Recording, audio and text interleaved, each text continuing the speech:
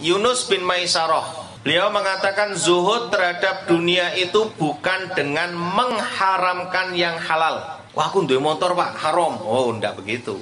Aku duwe omah gede Pak, haram. Oh, enggak gitu. Bukan begitu. Dan bukan pula dengan membuang harta. Wis tak buangi wae lah. Wong zuhud iku wis pokoke sing penting ning masjid. Oh, bukan begitu. Ya memang ada mungkin satu ketika nih. Contoh ini kemarin saya ketemu dengan salah seorang direktur, itu gajinya udah nggak tahu lah berapa puluh atau bahkan ratusan juta. Ditinggalkan, dia keluar hanya untuk apa coba? Dia gabung di sebuah pondok yayasan hanya untuk melatih mana anak-anak jadi relawan. Saya orang digaji di situ, ya ikut ngawasi sama santri-santri ada di situ. Saya berpikir ini orang dia meninggalkan sesuatu konkret nih, contoh konkret nih. Nah, kita kan belum mampu begitu.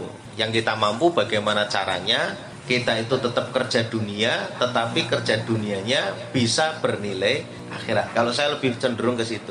Karena semakin pada posisi kedudukannya kan keterikatan terhadap aturan perusahaan yang multinasional atau internasional gitu kan semakin berat. Contoh lagi, ada satu perusahaan bengkel. Dulu kalau Jumat itu bisa ngaji. Jadi karena kalau Jumat libur, sekarang sudah nggak bisa ngaji karena Jumat suruh masuk. Karena ini bengkelnya termasuk bengkel yang levelnya internasional. Begitu ada peraturan dari Jepang, ya, ini perusahaan Jepang.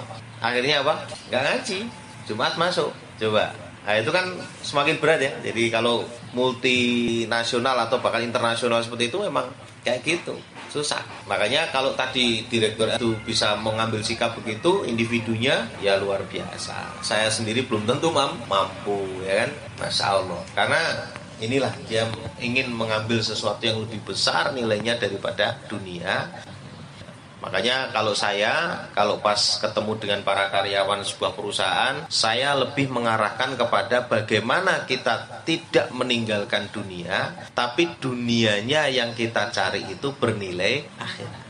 Sehingga ketika nyari dunia nggak terlalu ngoyo, kerjakan sesuai dengan target-target perusahaan, tapi ada nilai-nilai kepasrahan kepada Allah, sehingga tidak pusing. Targetnya sana misalnya ini sudah mencapai berapa, misalnya lah kalau dinilai dari sisi ton gitu nih, harusnya ini kurang berapa kintal, misalnya 1 tonnya misalnya kurang 2 kintal, tahu-tahu nggak nyampe target, ya memang itulah takdirnya Allah. Jadi nggak terlalu pusing, tapi akhirnya bernilai ibadah. Kenapa? Misalnya begini, ilustrasi. Ditarget untuk jual 1 ton. Tahu-tahu pada masa deadline-nya itu tidak nyampe, kurang 2 kintal. Dan memang Allah tetapkan kurang 2 kintal. Besoknya sudah masuk ke tahun yang baru. Kalau orang beriman, ya dia akan berpikir kalau Allah memang tidak menghendaki saya harus nutup, Allah pasti akan tutup pada waktu yang lain. Kalau cara berpikirnya gitu, akhirnya apa ya? Kita berarti kerjanya kan menyandarkan kepada Allah, bukan kepada usahanya. Tapi usahanya tetap maksimal. Ini sangat berbeda dengan orang yang kerja, yang penting kerja,